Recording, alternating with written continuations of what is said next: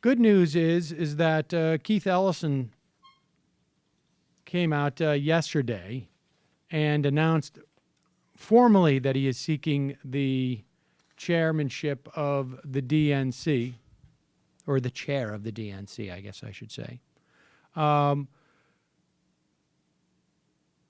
He released 40 endorsements of elected officials, state party chairmen, and labor leaders.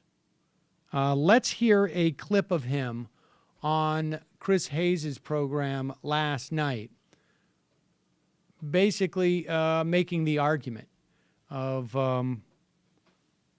really why, what kind of message should be out there for the Democrats going forward. Here's Keith Ellison. See a Trump candidacy and now president-elect trying to use differences of religion and race to divide people.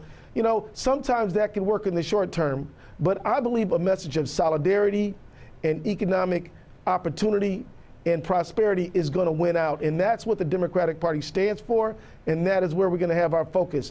Voter turnout, strengthening the grassroots, and making sure that every working man and woman knows the Democrats are on their side.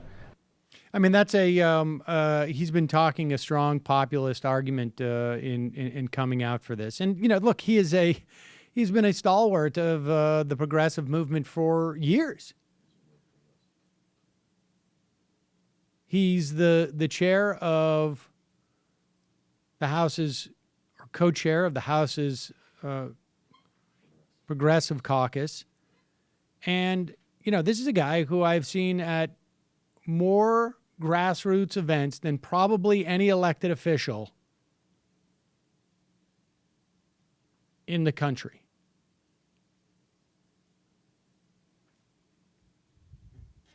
And so I hope he wins. I mean, you're hearing all sorts of arguments really that are being brought out, ranging from, do we really want a sitting congressperson to be the chair? Now, of course, it would end up probably being a co-chair situation, because that's just too much work to put on someone like that. But the fact is that this is about empowering not just the DNC, or getting the DNC to function in a way that you want it to, but it's also about empowering the co-chair of the Progressive Caucus and giving him access to resources which are going to be used in a way that we're going to be happy with.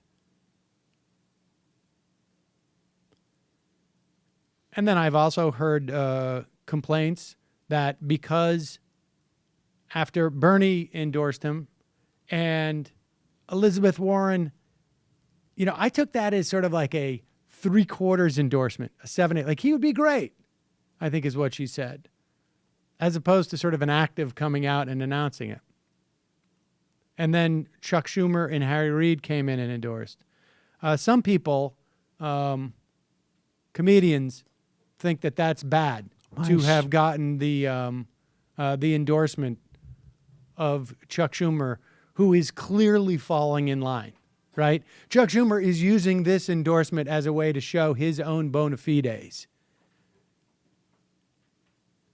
And I don't think that should be successful. I would love to see Chuck Schumer ousted in the Senate of his leadership. I think that's less likely to happen. But nevertheless, people have to act like, or not even act. People have to use the brains that they have and pretend that they're older than 11. Hey, it's Sam Seder. Why don't you subscribe to this channel? You can do so right over here. Subscribe.